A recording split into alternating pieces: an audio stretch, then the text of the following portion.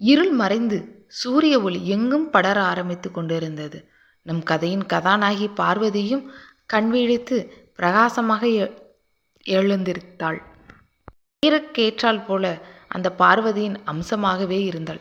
பேரழகு உடையவளாயிருந்தாள். அவளை பார்த்த அனைவருமே அவளை ரசிக்க தொடங்கி விடுவர். அப்படி ஒரு பேரலையாக இருந்தாள். ஏய், எங்கடி போய் தொலைந்த என்று அதிகாரத்தோடு வந்தாள் கயல், பார்வதியின் சித்தி.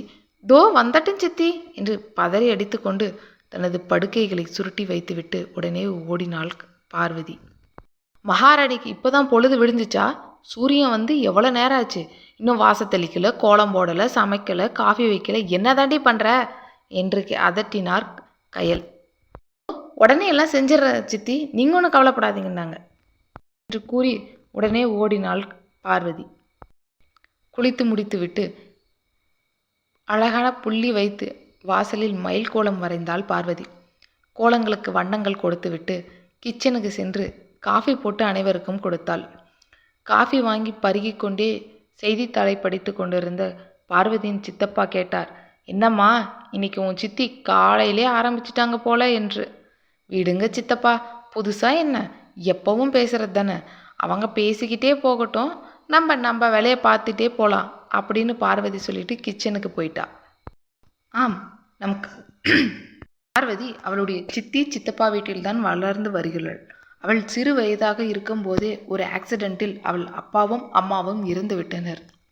பார்வதியை ஆசிரமத்தில் சேர்த்து விடலாம் என்று கயல் எத்தனையோ முறை கூறினார். ஆனால் பார்வதியின் சித்தப்பாவோ, அது என் அண்ணன் மகள், என்னுடைய தான் இருப்பாள் என்று கூறி அழைத்து வந்து விட்டார். அதிலிருந்து கயலுக்கு பார்வதியை பார்த்தால் பிடிக்கவே பிடிக்காது. ஒரு வேலைக்காரியை போல்தான் நடத்துவாள். பார்வதிக்கு ஆரம்பத்தில் இதெல்லாம் பிடிக்கவில்லை, தாங்கிக்கவும் முடியவில்லை. ஆனால் போக போக பழகிவிட்டது. சித்தப்பா அவள் மீது காட்டிய பாசம் அவள் அனைத்தையும் ஏற்றுக்கொள்ள வைத்தது. கயலுக்கு கவிதா என்ற மகள் இருக்கிறாள். கவிதாவும் அழகாகத்தான் இருப்பாள். ஆனால் பார்வதி அளவுக்கு அவள் அழகில்லை. இதனால் மற்றவர்கள் பார்வதியை புகழ்வது கவிதாவிற்கும் கயலுக்கும் பிடிக்காது. அதனால் கவிதாவும் எப்பொழுதும் பார்வதியை தன் அம்மா கயலை போல மட்டம் தட்டி கொண்டே தான் இருப்பாள். இந்த வீட்டில் பார்வதிக்கு இருக்கும் ஒரே ஆதரவு அவளின் சித்தப்பா மட்டும்தான். சித்தப்பா சங்கரன் எப்பொழுதும் பார்வதியிடம் அன்பாக இருப்பார், உண்மையான பாசம் காட்டுவார். இதுவே சில சமயங்களில் கவிதாவிற்கு பார்வதியின் மீது வெறுப்பு வர காரணமாக இருந்தது. தன் தந்தை தன்னை விட பார்வதி மீது அதிக அன்பாக இருப்பது கவிதாவிற்கு பிடிக்காது. அதனாலேயே தன் அம்மாவிடம் எப்படியாவது பார்வதியை திட்டு வாங்கி வைத்து விட வேண்டும் என்பதில் கயல் உறுதியாக இருப்பாள். ஆனால் பார்வதியோ கவிதாவின் மீது பாசமாகத்தான் இருப்பாள். இந்த நரகத்திலிருந்து எனக்கு எப்பொழுதுதான் விடிவு காலம் வருமோ என்று சில நேரங்களில் பார்வதி எண்ணி வருந்தியதும் உண்டு. இப்பொழுது நாம் கதையின் நாயகனை பற்றி பார்ப்போம். மாளிகை போன்ற அலுவலகத்தின் முன் ஒரு கார், விலை உயர்ந்த கார் சீறி பாய்ந்து கொண்டு வந்தது. அந்த காரில் இருந்துதான் நம் கதையின் நாயகன் சிவன் இறங்கி அலுவலகத்திற்கு வந்தார். உடனே அவர் பின்னால் வந்த பிஏ, சார், மீட்டிங்க்கு எல்லாரும் வெயிட் பண்ணிட்டு இருக்காங்க, நம்ம மீட்டிங்கை ஸ்டார்ட் பண்ணலாமா என்று கேட்டான். ஓகே, ஸ்டார்ட் பண்ணுங்க, நீங்கள் போய் மற்ற ஏற்பாடெல்லாம் பண்ணுங்க என்று சொல்லிவிட்டு தனது கேபினுக்கு சென்றான் சிவன். மீட்டிங் எல்லாம் முடிந்துவிட்டு மீண்டும் தன் கேபினுக்கு வந்தான் சிவன். அப்பொழுது சிவனுடைய பிஏ வந்து, சார், உங்கள் பாட்டிக்கிட்ட இருந்து ஃபோன் வந்துச்சு, உங்களை ஏதோ உடனே வந்து பார்க்க சொல்கிறாங்க, முக்கியமான விஷயமான்னு கேட்டாங்க. என்ன விஷயம் என்று கேட்டார். சார், அதெல்லாம் தெரியல, உங்களை வந்து மீட் பண்ணணும்னு மட்டும் சொன்னாங்க உங்கள் பாட்டி என்று சொல்லினார். ஓகே, நீங்கள் போய் உங்கள் வேலையை பாருங்கள் என்று பிஏவை அனுப்பி வைத்துவிட்டு தன்னிடம் இருந்து பேனாவை தூக்கி டேபிள் மேலே வீசினான் சிவன். இந்த பாட்டிக்கு என்ன, எப்பா பாரு வந்து கல்யாணம் பண்ணிக்கோன்னு டார்ச்சர் பண்ணுறாங்க என்று கோபப்பட்டான் மனதினுள். மாலை அலுவலகம் முடிந்தது. பாட்டியை பார்க்க பாட்டின் வீட்டிற்கு சென்றான் சிவன். என்ன பாட்டி, இன்று வர சொல்லியிருந்தீங்க அப்படி என்று கேட்டதும் பாட்டி சொன்னாங்க, நான் எதுக்கு உன்னை வர சொன்னேன்னு உனக்கு தெரியாதா? ஏதோ தெரியாத மாதிரி புதுசாக கேட்கிற. பாட்டி, உங்களுக்கு என்னதான் பிரச்சனை? எதுக்கு என்ன கல்யாணம் பண்ணிக்கோன்னு சொல்லி டார்ச்சர் பண்ணுறீங்க என்றான். என்னது டார்ச்சர் பண்ணுறேனா? உனக்கு அப்பா அம்மா இருந்திருந்தால் இந்த நேரம் உனக்கு கல்யாணம் பண்ணி 2 பசங்களே வச்சிருந்திருப்ப நீ. ஆனால் அவங்க இல்லாததுனால என்னால் இன்னைக்கு உங்ககிட்ட நான் போராடிட்டுருக்கேன். அவங்க இருந்திருந்தா உனக்கு தேவையான நேரத்தில் செஞ்சுருப்பாங்க. என்று கூறி வருந்தினார் சிவாவின் பாட்டி. என் காலத்துக்கு அப்புறம் உன்னை யாரு பார்த்துப்பாங்கன்னு யோசிச்சே நான் சீக்கிரம் போயிடுவேன் போல இருக்கு. உனக்குன்னு ஒரு துணை வேணும். உன் வாழ்க்கையை அவ கூட நீ பகிர்ந்து சந்தோஷமா வாழணும். இதுதான் என் ஆசை. இதை சொன்னா நீ டார்ச்சர்னு சொல்றியான்னு கேட்டாங்க. எனக்கு இப்போ அதை பற்றிலாம் ஐடியாவே இல்லை. டோன்ட் டிஸ்டர்ப் மீ பாட்டி அப்படி என்றான். இங்கே பாரு சிவா, இந்த சொத்தை ஃபுல்லாக அனாதை ஆசிரமத்துக்கு எழுதி வச்சுட்டு நானும் செத்து போயிடுவேன். அப்புறம் நீ இந்த கம்பெனியோட எம்டின்னு சொல்லிக்கிட்டு சுற்றிட்டு இருக்கலாம். அப்படியெல்லாம் எதுவும் நடக்க முடியாது. நீ கல்யாணம் பண்ணிக்க மாட்டேன்னா இனிமேல் இந்த சொத்துக்கும் உனக்கும் எந்த உரிமையும் கிடையாதுன்ட்டு நான் எல்லாத்தையும் யாருக்காவது எழுதி வச்சிடுவேன். இதுதான் என் முடிவு. நீ எப்போ கல்யாணம் பண்ணிக்கிறேன்னு உறுதியாக எனக்கு சொல்லு அப்படின்னு சொன்னாங்க. இது கேட்டதும் கோவத்தோட தன் காரை எடுத்துட்டு கிளம்பிட்டான் சிவன். பாட்டியோடைய தொல்லையிலிருந்து எப்படி தப்பிக்கிறதுன்னு தெரியாமல் யோசிச்சுட்டே போனான். போகிற வழியில் அவனுக்கு ஒரு யோசனை வந்தது. பாட்டியே இவ்வளோ டார்ச்சர் பண்ணாங்கன்னா நம்ம ஸ்டேட்டஸுக்கு தகுந்த மாதிரி ஒரு பொண்ணை கட்டினா அந்த பொண்ணும் நமக்கு எவ்வளோ டார்ச்சர் பண்ணும். நம்மளால் ஃப்ரீடமாக இருக்க முடியுமா அப்படின்னு யோசிச்சவன் ரொம்ப ஒரு ஏழ்மையான பொண்ணை கட்டிக்கிட்டா அவன் நம்ம சொல்கிறதெல்லாம் கேட்பா. நமக்கு ஃப்ரீடத்தில் எந்த ஒரு பிரச்சனையும் வராதுன்னு யோசிச்சுட்டே போனான். அப்படி யோசிச்சுட்டே போனதில் காரில் குறுக்க ரோட்டில் வந்தவரை இடிச்சிட்டான். உடனே சுற்றி இருந்தவங்க எல்லாம் வந்து அவர் அடிப்பட்டவரை காப்பாற்ற முயற்சி பண்ணாங்க. அவர் மயங்கி தான் விழுந்துட்டார். தலையில் லேசான அடி இருந்தாலும் மற்றவங்களாம் சூழ்ந்துடுறதுனால வேறு வழி இல்லாமல் அவர் தன்னுடைய கார்லேயே ஏற்றிட்டு ஹாஸ்பிட்டல் கிளம்பிட்டான். அப்படி கிளம்பும்போது உடனே தன்னுடைய பிஏவுக்கு கால் பண்ணி ஹாஸ்பிட்டல் அட்ரஸ் அனுப்பியிருக்கேன், உடனே ஹாஸ்பிட்டலுக்கு வான்னு கூப்பிட்டான். பிஏஓ என்ன சார் என்னாச்சு, ஏதாவது பிரச்சனையா அப்படின்னு கேட்டான். அதெல்லாம் ஒரு பிரச்சனையும் இல்லை, நான் ஏதோ ஒரு திங்கிங்கில் வரும்போது ஒரு ஆக்சிடெண்ட் பண்ணிட்டேன். அவருக்கு லேசான அடி தான், இந்த ஹாஸ்பிட்டல் அட்மிட் பண்ணுறேன், நீ அவர் யார் என்னன்னு என்கொயரி பண்ணி அவங்க ஃபேமிலிக்கு இன்ஃபார்ம் பண்ணு, அதனால தான் உன்னை கூப்பிட்றேன் வான்னு சொன்னான் சிவன். பிஏ வந்ததும் ஃபேமிலிக்கு இன்ஃபர்மேஷன்லாம் விசாரித்து அவங்க ஃபேமிலிக்கு இன்ஃபார்ம் பண்ணிவிட்டு நான் உடனே ஆஃபீஸ் போகிறேன், முக்கியமான வேலை இருக்குது அப்படின்னு சொல்லிட்டு நம்ம ஹீரோ கிளம்பிட்டாரு. பிஏவும் அவர்கிட்டருந்து அடிப்பட்டவர்கிட்டருந்து இன்ஃபர்மேஷன்லாம் விசாரித்து அவங்க ஃபேமிலிக்கு இன்ஃபார்ம் பண்ணாங்க. அது யாருன்னா அவர் தான் சங்கரன், நம்ம பார்வதியுடைய சித்தப்பா. உண்மை தெரிஞ்சதும் அவருக்கு அடிபட்டுருச்சுன்னு தெரிஞ்சதும் கயல், கவிதா, பார்வதி எல்லாரும் அழுதுகிட்டே ஹாஸ்பிட்டலுக்கு வந்தாங்க. வந்தவங்க கிட்ட சிவனுடைய பிஏ நடந்த எல்லா விஷயத்தையும் சொன்னார். அதே மாதிரி அவருடைய ட்ரீட்மெண்ட்டுக்கான மொத்த செலவையும் நாங்களே எங்கள் கம்பெனி சார்பாக செஞ்சிடறோன்னு சொன்னாங்க. இதை கேட்டதும் பார்வதிக்கு கோபம் அதிகமாக வந்தது. தனது சித்தப்பாவின் இந்த நிலைக்கு காரணமானவனை கண்ணெதிரே நிறுத்தி 4 வார்த்தை நறுக்குன்னு நாக்கப்படுங்கிற மாதிரி கேட்கணும்னு தோன்றியிருக்கு. பிஏவை பார்த்த உங்கள் பாஸ் என்ன பெரிய இவரா இருந்தால் அவரோட வச்சுக்கோங்க, எங்கள் மாமா சித்தப்பாவை கொண்டு வந்து ஹாஸ்பிட்டலில் போட்டுட்டு அதை பற்றி கொஞ்சம் கூட யோசிக்காமல் பில் பே பண்ணிடுறோன்னு பதில் பேசுகிறாங்க, இது என்ன நியாயம் அப்படின்னு கோவப்பட்டா பார்வதி. ஏன் மேடம் இவ்வளோ கோவப்படுறீங்க, அதான் எங்கள் பாஸுக்கு பதிலாக நான் இங்கே இருக்கேன்ல, உங்களுக்கு தேவையான எல்லா ஹெல்ப்பையும் நான் பண்ணுறேன், அதுக்குள்ளே நீங்கள் ஏன் இப்படி டென்ஷன் ஆகிறீங்க என்று சமாதானம் செய்தால் பிஏ. வேணா உங்களுக்கு பாஸாக இருக்கலாம், ஆனால் எங்கள் சித்தப்பாவை இப்படி காயப்படுத்திட்டு அவர் பொறுப்பில்லாமல் போவார், நான் ஏற்றுக்கணுமா என்று பட்டால் பார்வதி. இதை கேட்டதும் கயலுக்கு கோபம் வந்தது. நிறுத்திடி, அதுதான் எல்லா செல்வியும் உங்கள் சித்தப்பாவுக்கு அவங்க கம்பெனிலேருந்தே பண்ணுறேன்ட்டாங்கல்ல, நீ எதுக்கு அதுக்குள்ளே இவ்வளோ கோவப்படுற என்று அதட்டினார். நீ போடுற சண்டையில் அவங்க 10 பைசா கூட கொடுக்காம போயிட போகிறாங்க, அப்புறம் உங்கள் சித்தப்பாவுக்கு ஹாஸ்பிட்டல் செல்ல நீயா செய்ய போகிற என்றார் ஆவேசமாக கயல். நீ ஏன் ஒரு தண்டம், 3 வேளையும் எங்கள் வீட்டில் உட்காந்து ஓசியில் சோறு தின்னுட்டுருக்க, இதில் நீ எதுக்கு இவ்வளோ பேசுகிற என்று நீ என் கண்ணு முன்னாடி நிற்காத, முதல்ல இங்கிருந்து கிளம்பு என்று திட்டினார் கயல். பிறகு பிஏவிடம் சார் நீங்கள் எதுவும் தப்பாக நினச்சிக்காதீங்க என்று நைஸாக பேசினாள். அவ படிப்பறிவு இல்லாத கழுது, அவளுக்கு ஒன்றும் தெரியாது, ஏதோ சித்தப்பா மேலே இந்த பாசத்தில் அப்படி பேசிட்டா, உங்களை பற்றி அவளுக்கு என்ன சார் தெரியும், நீங்கள் அவளை மன்னிச்சிருங்க, நீங்களாம் படித்தவங்க அப்படின்னு பேசினாள் கயல். அங்கிருந்து அழுது கொண்டே வீட்டிற்கு சென்ற பார்வதி தன்னுடைய சிறிய அறையில் சென்று தன் தாய் தந்தையின் புகைப்படத்தை எடுத்து வைத்து கொண்டு, அம்மா அப்பா நீங்கள் 2 பேரும் என்னை விட்டுட்டு போயிட்டீங்க, இப்போ எனக்கு யாருமே இல்லை, நான் மட்டும் தனியாக கஷ்டப்படுறேன் என்று சொல்லி அழுது கொண்டு இருந்தாள். சித்தப்பா என் மேலே பாசமாக இருக்காரு, ஆனால் சித்திக்கு என்னை கண்டாலே பிடிக்க மாட்டேங்குது. கவிதாவும் அப்படித்தான் இருக்கா. அவங்களுக்கு நான் ரொம்ப பாரமாக இருக்கிறத நினைக்கிறாங்க. நீங்கள் 2 பேரும் போகும்போது என்னையும் கூட்டிகிட்டு போயிருக்கலாம்ல. ஏம்மா இந்த உலகத்தில் என்னை தனியாக விட்டுட்டு போயிட்டீங்க என்று தன் வேதனையை அனுபவிக்க அனுபவிக்க வேண்டிய தனது விதியை நினைத்து நொந்து கொண்டே இருந்தாள் பார்வதி. அதே நேரம் ஆபீஸ்க்கு வந்த பிஏ சிவாவிடம் நடந்தவற்றை கூறினார். இதை கேட்டது சிவாவுக்கு கோபம் அதிகமானது. காசுக்கு வழி இல்லாத ரோட்ல நடந்து போற இவங்களுக்கெல்லாம் இவ்வளோ வாய்க்கொழுப்பா என்று கூறினான். பிஏ விமலும், சார் நான் பார்த்த வரைக்கும் அந்த பொண்ணுக்கு பணத்தாசைக்கிற மாதிரியெல்லாம் தெரியல. ஆனால் அந்த பொண்ணுடைய சித்தி பேசுகிறத பார்க்கும்போது அவங்களுக்கு பணத்தாசை இருக்குன்னு தெரியுது. காசு கொடுத்தா நம்ம என்ன சொன்னாலும் செய்வாங்க போல இருக்கு.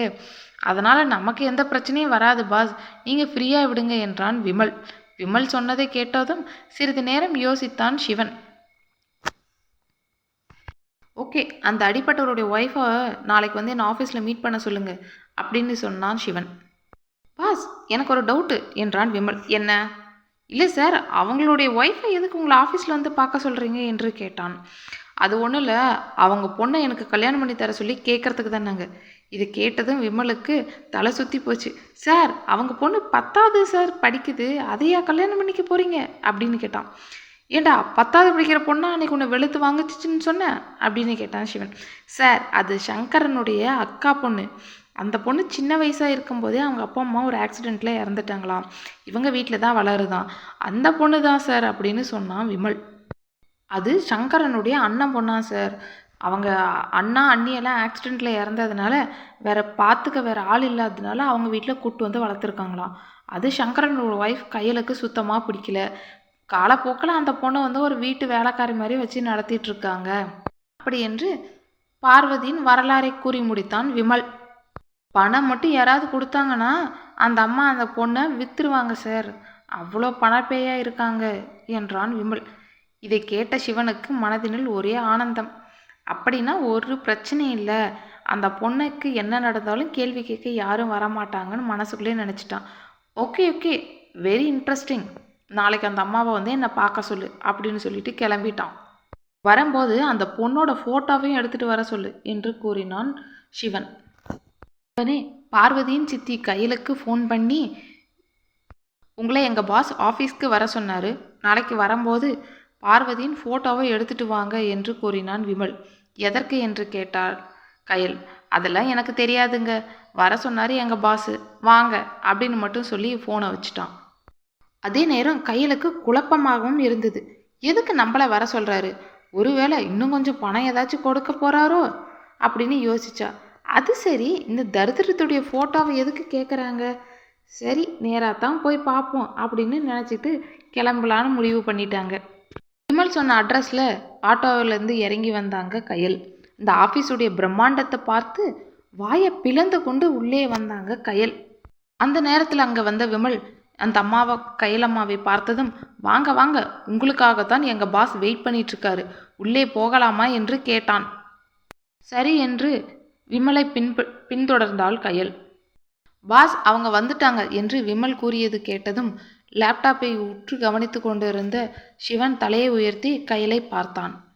சார், எதுக்கு என்ன வர சொன்னீங்க, தெரிஞ்சுக்கலாமா என்று கேள்வியை கேட்டவளை ஒரு விதமாக பார்த்தான் சிவன். உங்ககிட்ட ஒரு முக்கியமான விஷயத்தை பற்றி பேசணும், அதுக்குத்தான் வர சொன்னேன். சரி, அந்த பார்வதி பொண்ணோட ஃபோட்டோவை எடுத்து வந்தீங்களா? எடுத்துகிட்டு வந்திருக்கேன் சார். அந்த ஃபோட்டோவை சிவன் கையில் கொடுத்தாள். அந்த ஃபோட்டோவை வாங்கி பார்த்தான் சிவன். மீன் போன்ற கண்கள், ஆப்பிள் போன்ற கன்னங்களையும் சங்கு போன்ற கழுத்தையும் கொண்டவளை தேவதை போல் இருப்பதை உணர்ந்தான். அந்த ஃபோட்டோவையே மெய்மறந்து பார்த்து கொண்டிருந்தான். எதுக்கு சார் வர சொன்னீங்க என்ற கையலின் குரல் கேட்டுத்தான் நினைவுக்கே வந்தான் சிவன். அது ஒன்றும் இல்லைங்க, உங்கள் வீட்டில் இருக்க பார்வதி எனக்கு ரொம்ப பிடிச்சிருக்கு, அவங்கள கல்யாணம் பண்ணிக்கலான்னு ஆசைப்பட்றேன், அதனால தான் அது விஷயமா பேச உங்களை வர சொல்லியிருக்கேன்னு சொன்னான் சிவன். இதை கேட்டதும் கயலுக்கு ஒன்றும் புரியவில்லை. ஒரு கணம் யோசித்த கயல், அனாதை கழுதைக்கு இப்படி ஒரு வாழ்க்கையா? இவர் சொல்கிற மாதிரி இந்த கல்யாணம் நடந்தா அப்புறம் அவள் வசதி ஆயிடுவா, அப்புறம் நம்மளோட நிலைமை என்று யோசித்து கொண்டிருந்தாள் கயல். ஹலோ மேடம், என்ன யோசிச்சுட்டு இருக்கீங்க? பதில் சொல்லவே இல்லை. இல்லை, நான் நான் என்ன யோசிச்சுட்டு இருக்கேன்னா, இவ்வளோ பெரிய பணக்காரங்களா நீங்கள் இருக்கீங்க, அந்த அனாதையை கல்யாணம் பண்ணிக்கணும்னு ஆசைப்படுறீங்களே என்று இழுத்தாள் கயல். இதனால் உங்களுக்கு என்ன லாபம் கிடைக்க போகுது என்று நேரடியாக விஷயத்துக்கு வந்தார் பார்வதியின் சித்தி கயல். ஓகே, நான் கூட உங்களை சமாதானப்படுத்தி கல்யாணம் பண்ணிக்கிறது ரிஸ்க்காக இருக்குமோன்னு யோசித்தேன். பட் நீங்கள் வெரி இன்டெலிஜென்ட்டாக இருக்கீங்க. எனக்கு ஒன்றும் பிரச்சனை கிடையாது. உங்கள் கேள்விக்கு என்கிட்ட பதில் இருக்குது. எனக்கு எல்லாமே புரிஞ்சிடுச்சு. அந்த பொண்ணை நான் கல்யாணம் பண்ணிக்கிறதுக்கு உங்களுக்கு எவ்வளோ பணம் வேணும்னு நீங்கள் எதிர்பார்க்குறீங்க, அதை மட்டும் சொல்லுங்கள், நான் கொடுக்குறேன் அப்படின்னு சொன்னான் சிவன். அடடா, இன்னைக்கு யார் முகத்தில் முழிச்சேன்னு தெரியல. அந்த மகாலட்சுமி நம்ம வீட்டுக்கு வரப்போகுதுன்னு மனசுக்குள்ளே மகிழ்ந்து கொண்டாள் கயல். திடீர்னு இப்படி கேட்கிறாரே, நம்ம எவ்வளோ பணம் கேட்கலாம் இவர்கிட்ட என்று யோசித்து கொண்டு இருந்தாள். இங்கே பாருங்க, எனக்கு இந்த மாதிரி டைம் வேஸ்ட் பண்ணுறது சுத்தமாக பிடிக்காது. நீங்கள் எவ்வளோ கேட்க நினைக்கிறவங்களோ கேளுங்க, நான் ஒரே பில்லாக உங்களுக்கு செட்டில் பண்ணிடுறேன் என்று சொன்னான் சிவன். உடனே பதட்டமான கயல், சரிங்க சார், நான் சொல்கிறேன், நீங்கள் பார்வதிக்கு ஒரு 50 லட்சம் கொடுத்துட்டு கல்யாணம் பண்ணிக்கோங்க என்று கூறினாள். இதை கேட்டு சிரித்தான் சிவன். ஐயோ, பார்வதிக்கு அதிகமாக பணம் கேட்டுட்டோமோ என்று யோசித்தாள் கயல். அந்த நொடி தன் சிரித்து கொண்டிருந்த சிவன், 50 லட்சம் இல்லை, 1 கோடி ரூபாய் தரேன் என்று கூறினான். உடனே சந்தோஷத்தில் திக்குமுக்கலாடினாள் கயல். ஒரு அனாதைக்கு இத்தனை நாள் சோறு போட்டு வளர்த்தது வீண் போகலை, இன்னைக்கு 1 கோடி ரூபாயே திரும்பி வருது என சந்தோஷப்பட்டாள் கயல். சரிங்க சார், நான் முதல்ல பார்வதியுடைய சித்தப்பாவை சங்கரனை சமாதானம் பண்ணிட்டு உங்களுக்கு ஃபோன் பண்ணி சொல்கிறேன், அதுக்கப்புறம் நீங்கள் கல்யாணத்துக்கு ஏற்பாடு பண்ணுங்க சொல்லி அங்கேருந்து கிளம்புனா கயல். அங்கேருந்து சென்ற பிறகு டேபிள் மேலே இருந்த பார்வதியுடைய ஃபோட்டோவை எடுத்து பார்த்து ரசித்தான் சிவன். வீட்டிற்கு வந்த கயல் தன் கணவரிடம் நடந்ததை கூறினாள். இதை கேட்ட சங்கரனுக்கு கோபமோ தலைக்கு மேலே ஏறியது. யாரை கேட்டு நீ இந்த மாதிரி வாக்கு கொடுத்துட்டு வந்திருக்க? அவளுக்காக பேச யாரும் இல்லைன்னு நினைச்சியா? அவ சித்தப்பன் சங்கரன் நான் இருக்கேன் என்று ஆவேசமாக பேசினார். அது எப்படி ஒரு வசதியான வீட்டு பையன் நம்ம பார்வதியை கல்யாணம் பண்ணிக்கிறேன்னு சொல்லுவான்? இதிலிருந்தே தெரியலையா அதில் ஏதோ பிரச்சனை இருக்குன்னு? அப்படியெல்லாம் ஒன்றும் இல்லைங்க, நான் விசாரிச்சிட்டேன். அவருக்கு பார்வதியை ரொம்ப பிடிச்சிருக்கு, ஹாஸ்பிட்டலில் பார்த்துருப்பார் போல், அதனால் அவர் என்கிட்ட கேட்டார். நானும் நல்ல இடத்துல போய் நம்ம பொண்ணு நல்லா இருக்கட்டும்ன்ற எண்ணத்தில் தான் சொல்லிட்டு வந்தேன். நீங்கள் ஒன்றும் கவலைப்படாதீங்க, நிச்சயமாக போகிற இடத்துல அவள் நல்லா தான் இருப்பா என்று கணவரை சமாதானப்படுத்தினாள் கயல். ஆனால் எனக்கு என்னவோ இதெல்லாம் சரியாக வரும்னு தோணலை. நம்ம தகுதிக்கு மீறின இடத்துல நம்ம பொண்ணை கொடுக்குறோம் என்றார் சங்கரன். அவங்க முன்னாடி நம்ம காலம்புறம் கைகட்டி நிற்கிற மாதிரி இருக்கும். அந்த நிலைமை நமக்கு வர வேண்டாம், பார்வதிக்கு வேண்டாம், வேற நல்ல மாப்பிள்ளையை பார்க்கலாம் என்றான் சங்கரன். என்னங்க பேசிகிட்டு இருக்கீங்க? நீங்கள் இப்போ இருக்கிற காலகட்டத்தில் பொண்ணுங்களுக்கு கல்யாணம் பண்ணுறது அவ்வளோ ஈஸியான விஷயம்னு நினச்சிங்களா? வசதியான இடம் தானாக தேடி வந்து அமைஞ்சிருக்கு, தயவு செஞ்சு கெடுத்துடாதீங்க. அதுக்கப்புறம் நம்ம பொண்ணு இருக்கா, அவளுக்கும் நல்லது கெட்டது பண்ணணும், அவளையும் படிக்க வைக்கணும், நாளைக்கு ஒரு நல்ல இடத்துல கல்யாணம் பண்ணி கொடுக்கணும். அதனால் நீங்கள் பார்வதி உங்கள் அண்ணன் பொண்ணு மட்டும் போதும், அவன் மட்டும் நல்லா இருக்கணும்னு மனசில் வச்சுட்டு இருந்தீங்கன்னா ஒன்றும் பண்ண முடியாது என்று தன் கணவனை வெளுத்து வாங்கினாள் கயல். நான் முடிவு பண்ணிட்டேன், பார்வதிக்கு கல்யாணம் இந்த மாப்பிள்ளை கூட தான், நீங்கள் என்ன சொன்னாலும் நான் கேட்க மாட்டேன்னு சொல்லிட்டா கயல். இதையெல்லாம் ஒரு ஓரமாய் நின்று கேட்டுக்கொண்டிருந்தாள் பார்வதி. அவளுக்கு பயம் மேலும் அதிகமாகிவிட்டது. யார் என்னன்னே தெரியாத ஒரு பணக்காரனுக்கு நம்மளை கல்யாணம் பண்ணி வைக்க சித்தி ஏன் வர அவசரப்படுறாங்கன்னு மனசுக்குள்ளே தோணினே இருந்துச்சு. ஒருவேளை அத்தை நம்மளை இந்த வீட்டை விட்டு கல்யாணம் பண்ணி அனுப்புறதுக்கு ரொம்ப ஆர்வமாக இருக்காங்களோ என்னமோ என்று யோசித்தாள் பார்வதி. இதை யோசிக்க பார்வதிக்கு தலை சுற்ற ஆரம்பித்தது. சித்தியிடம் சென்று திருமணம் வேண்டாம் என்று சொல்லிவிடலாம் என்று யோசித்து கொண்டிருந்தாள். பிறகு ஒரு முடிவுக்கு வந்தாள். அவள் சித்தியிடமே சென்று பேசினாள். சித்தி, எனக்கு இந்த கல்யாணம் வேண்டாம், எனக்கு ரொம்ப பயமாக இருக்குது. அவர் பெரிய பணக்காரன்னு சொல்கிறீங்க, அப்புறம் ஏன் அவர் என்ன கல்யாணம் பண்ணிக்க போகிறாங்க என்று கேட்டாள். ஓ, நீ என்னை கேள்வி கேட்குற அளவுக்கு வளர்ந்துட்டியா? உனக்கு இந்த கல்யாணம் வேணுமா வேணாமான்னு நீ எல்லாம் முடிவு பண்ணக்கூடாது, அதை நான் தான் முடிவு பண்ணணும். ஒழுங்காக இந்த கல்யாணத்தை பண்ணிக்கிட்டு இந்த வீட்டை விட்டு முதல்ல தொலைஞ்சு போகிற வழியை பாரு. காலம் முழுக்க உனக்கு தண்டை சோறு போட என்னால் முடியாது இதுக்கு மேலே ஏதாவது பிரச்சனை பண்ணிக்கிட்டு இருந்தா இந்த வீட்டை விட்டு நிரந்தரமாக உன்னை வெளியே துரத்துறதை தவிர எனக்கு வேறு வழி இல்லை. நீ சோத்துக்கே வழி இல்லாமல் நடு ரோட்டில் தான் போய் பிச்சை எடுக்கணும். நீ ஏன் முடிவு பண்ணிக்கோ. அவனை கல்யாணம் பண்ணிக்கிட்டு போய் ஒரு அழகான வாழ்க்கையை வாழ போறியா, இல்லை நடு ரோட்டில் இருந்து பிச்சை எடுக்க போறியா, நீ தான் முடிவு பண்ணிக்கணும். நான் எவ்வளோ நாளைக்கு வச்சு நான் ஓடியாடுறதுன்னு தெரியல என்று திட்டிக்கொண்டே அந்த இடத்தை விட்டு நலையக்காக நழுவினாள் கயல். பார்வதிக்கு இனி தான் என்ன பேசினாலும் பயன் இருப்பதில்லை என்பது தெரிந்து கொண்டாள். தன் வாழ்க்கை தன் தலையெடுத்தபடி என்ன நடக்க வேண்டுமோ நடக்கட்டும் என்று ஒரு முடிவெடுத்தாள். திருமணத்திற்கும் தயாரானாள். கயலும் சிவனுக்கு ஃபோன் பண்ணி, சார் எங்கள் வீட்டில் திருமணத்துக்கு சம்மதம் வாங்கிட்டேன் என்று கூறினாள். அதை கேட்ட சிவன், குட், கல்யாணம் நடக்கிற அன்னைக்கு நான் பேசின மாதிரி உங்களுக்கு 1 கோடி ரூபாய் கொடுத்துட்றேன். அப்போது கல்யாணத்துக்கு வேண்டிய ஏற்பாடெல்லாம் நாங்கள் பண்ணட்டுமா சார் என்று கேட்டாள் கயல்.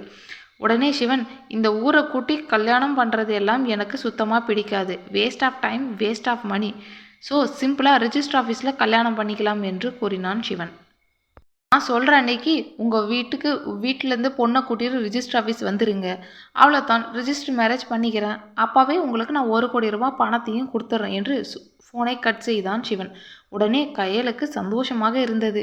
அப்பாடா, நம்ம கையில் இருந்து 10 பைசா செலவில்லாமல் கல்யாண வேலை முடிஞ்சு, கைக்கும் 1 கோடி ரூபாய் வரப்போகுதுன்னு சந்தோஷமாக இருந்தா. அதன்படியே வெள்ளிக்கிழமை காலை 11 மணிக்கு ரிஜிஸ்டர் ஆஃபீஸ்க்கு வரும்படி தன் PA விமலிடம் சொல்லி அனுப்பினான் சிவன். திருமணத்திற்கு இன்னும் 2 நாட்களே உள்ள நிலையில் மனதில் நிம்மதி இல்லாமல் தவித்து கொண்டிருந்தாள் பார்வதி. அவளின் சித்தப்பாவிற்கோ இந்த திருமணத்தில் துளியும் விருப்பமில்லை. தன் மனைவி கயலின் பேச்சை தட்ட முடியாத கையாலாகாத கணவராய் இருந்தார். அதன் பிறகு கயலிடம் சென்று, கயல், இன்னும் 2 நாள் தான் இருக்குது பார்வதி கல்யாணத்துக்கு. கல்யாணத்தப்புறம் அவங்க வீட்டுக்கு போகும்போது நல்லதா 4 துணிமணி வேணும்ல, நீயும் கவிதாவும் போய் வாங்கிட்டு வந்துருன்னாரு சங்கரன். இதை கேட்டதும் கயல், ஏன்னா அவள் ஒன்றும் இல்லாத வீட்டுக்கு போகிறா, வசதியான வீட்டுக்கு தானே போகிறா, இங்கேருந்து ஒன்றும் தூக்கிட்டு போக வேண்டிய அவசியம் இல்லை, நீங்கள் போய் உங்கள் வேலையை பாருங்க என்று ஆவேசமாக கூறினாள். விடிந்தால் திருமணம். பார்வதிக்கு தூக்கமே வரவில்லை. யாரென்றே தெரியாத ஒருவரை திருமணம் செய்து கொள்ளப் போகிறோம். அவன் எப்படி இருப்பான் என்று பார்த்தது கூட கிடையாது. அவன் குணம் எப்படி இருக்கும் என்று தெரியாது. எதுவும் தெரியாமல் ஒருவருடன் எப்படி வாழப் போகிறோம் என்று யோசித்து கொண்டே இருந்தாள். வசதியான ஒருவர் நம்மளை திருமணம் செய்து கொள்வதற்கான நோக்கம் வேறு என்னவாக இருக்கும்? இனி என் வாழ்க்கையில் என்ன நடக்கப் போகிறது என்று யோசித்து குழம்பியவாறே இருந்தாள். ஆனால் அவளுக்கு தூக்கம் வரவே இல்லை. கதையின் அடுத்த பகுதி நாளை தொடரும். நன்றி.